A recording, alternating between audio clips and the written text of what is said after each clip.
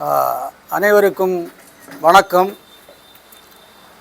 கடற்கரை சொந்தங்களின் சத்தங்கள் அரங்கேறும் சபைகளில் கவிதை சந்தங்கள் கேட்க வேண்டும். வாழ்வின் இரைச்சலில் சலிப்புற்ற செவிகளுக்கு சங்கீதம் வாய்க்க வேண்டும். தனது நினைவென்னும் காட்டில் நீந்தி வந்த தேனமுத தென்றலை நிழல்கள், நிஜங்கள், கவிதைகள் என தனது நினைவெனும் காட்டில் நீந்தி வந்த தேனமுத தென்றலை நிழல்கள், நிஜங்கள், கவிதைகள் என ஏட்டில் இக்கவிதை கூட்டில் குடியமர்த்தி இங்கே அமர்ந்திருக்கும் அமலமேரி அவர்களை உங்கள் அனைவரின் சார்பாகவும் எனது சார்பாகவும் வாழ்த்துகிறேன், பாராட்டுகிறேன். 103 வரிகள் கொண்ட ஒரு நெடுங்கவிதையை இந்நூலின் முதல் கவிதையாக எழுதி தனிமையில் ஒரு நாள் என்ற தலைப்பில் எழுதி அதில் 24 வரிகளை உலகம் என்ற தலைப்பில் உலகத்தின் விழுமியங்களை ஒரு சிந்தனை சிற்பியைப் போல் செதுக்கி தந்திருக்கிறார் தன்னுடைய முதல் கவிதையில். கவிஞரின் நெஞ்ச பிளம்பில் முதல் கவிதையே தீப்பிழம்பாய் வளர்ந்திருக்கிறது, வாழ்ந்து இருக்கிறது என்று நான் நினைக்கிறேன். இரண்டாவது, காட்டில் ஒரு நாள் என்ற கவிதையில் சாமரம் வீசும் சந்தனக்காற்றில் சங்கீதம் கற்கிறேன் என்று சொல்லியவாறு மிருகங்களோடும் பறவைகளோடும் தனது கனவுகளோடும் மனம் போன போக்கில் சுற்றித் திரியும் ஒரு கவித்துவ உன்னதத்தை வெளிப்படுத்தியிருக்கிறார். அந்த உன்னதங்களை சிதைத்து எரியும் கருணையற்ற வல்லாதிக்க போக்கை போர்க்களத்தில் ஒரு நாள் என்ற கவிதையில் வழிநெடுக குருதி ஊர்வலத்தில் மரண ஓலங்கள் என்று நெஞ்சுருகுவதும் ஆயினும் பூமித்தாயின் மடியில் அருகம் புல்லும் அரும்பு விட்டு துளிர்த்தெழும் என்று அதே கவிதையில் மனித மனங்களுக்கு நம்பிக்கை ஊட்டுவதும் கவிதை சிறப்பு. மரணத்தில் ஒரு நாள் என்ற கவிதையில் காலம் உன்னை நினைவு கூறும், சாதனைகளால் சரித்திரம் படைத்து செல் என்ற வரிகளில் வாழ்வின், அதாவது மனித வாழ்வின் ஹைக்கூ ஒளிந்திருக்கிறது. மறைந்த ஜனாதிபதி அப்துல் கலாம் அவர்கள் இளைஞர்களுக்கு, இளைய தலைமுறைக்கு சொன்ன மந்திர சொல் கனவு காணுங்கள்.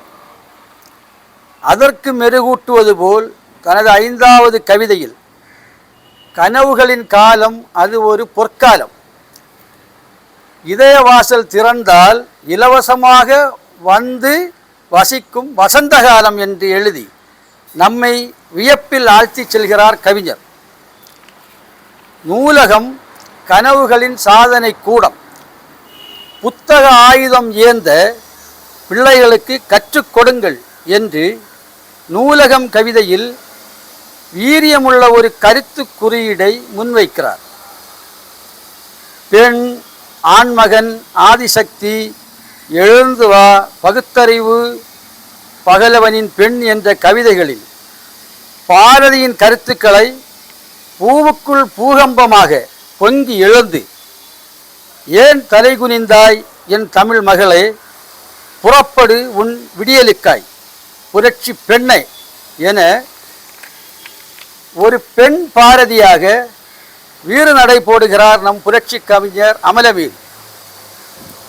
சிற்றுண்டு கவிதையில் இல்லாதவனின் ஆகாய விமானம் இன்பச் சுற்றுலா அழைத்து செல்கிறது என ஒரு கருத்து குறியீடை முன்வைத்து மகிழச் செய்கிறார். இதற்கு தலை வணங்குவது போல் தள்ளாடி செல்கிறது இன்றைய விடியர் மகளிர் பேருந்து. தொடர்ந்து ஹைக்கூ கவிதைகள் என்ற தலைப்பில் 20 அருமையான கவிதைகள் படைத்து தனது கவிதை சிறகை மேலும் விரித்திருக்கிறார். இது மிகவும் பாராட்டப்பட வேண்டிய ஒரு முயற்சி. இதற்காக அனைவரும் கரகோஷம் எழுப்பி வாழ்த்து. தாயின் பெருமையை அம்மா கவிதையும், தமிழ் தாயின் பெருமையை தேன்மொழி கவிதையும் சிறப்பு செய்கின்றன. தொடர்ந்து எண்ணங்கள், இயற்கை, அன்பு, மாற்றம், பூமி, பறவை, தமிழ், அப்பா, பட்டம், பள்ளிக்கூடம், வழிகாட்டி, புதினம், பரிசல் பயணம், உடைந்த கண்ணாடி, கைமாறு, அகதி என்பதான கவிதைகளில் அனைத்தும் பிரமிப்பை ஏற்படுத்தி நம் மனதை அள்ளுகின்றன.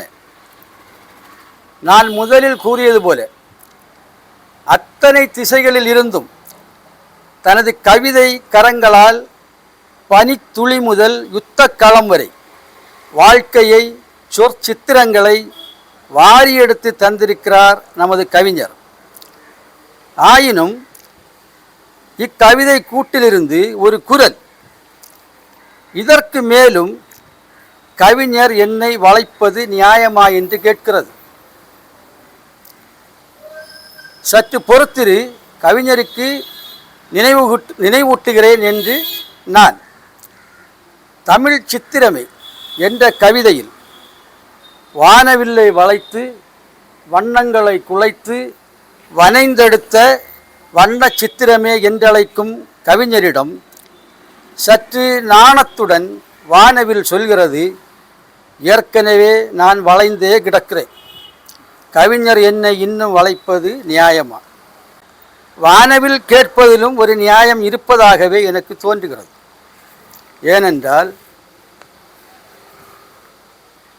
வானவில் பெண் என்ற கவிதையில் வானவில் பெண்ணே முன் வளைவினில் விழுந்தேனடி கண்ணே என்பதான வரிகளில் ஆணுடம்பில் பெண் தன்மையும் பெண்ணுடம்பில் ஆண் தன்மையும் கலந்தே இருக்கிறது என்ற வரிகள் அறிவு பார்வையை கவிஞர் பொதிந்து வைத்திருப்பதாகவே நான் கருதுகிறேன். ஆனால் பாவம் வானவில் கவிஞரின் பதிலுக்காக ஏங்கி கிடக்கிறது. வெறும் உணர்வுகள், வெறும் வார்த்தைகள் என்ற நிலைகளை கடந்து முதிர்ச்சியின் சிரசில் ஏறி நின்று முரசு கொட்டுகின்றன நிழல்கள், நிஜங்கள், கனவுகள் என இக்கவிதை நூல். நூலாசிரியர் கவிஞர் அமலமேரி அவர்கள் இன்னும் இதுபோல் படைப்புகள் பல தந்து கவிதை வானில் வலம் வர மீண்டும் வாழ்த்துகிறேன்.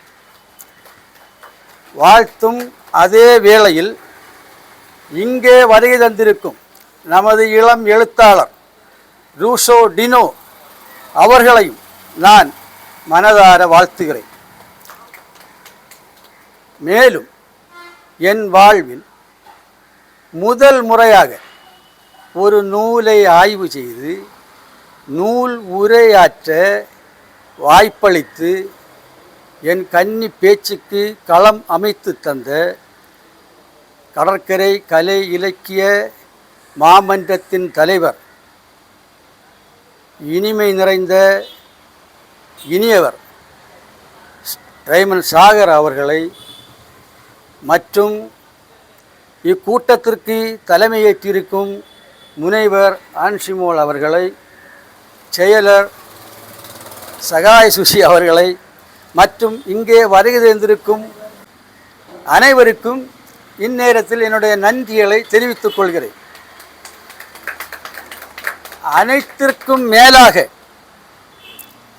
என் கன்னி பேச்சுக்கு உரு துணையாக என் நாவில் வந்தமர்ந்து சொல் எடுத்து தந்த தாய் தமிழை வாழ்த்தி வணங்கி நன்றி கூறி விடைபெறுகிறேன். நன்றி, வணக்கம்.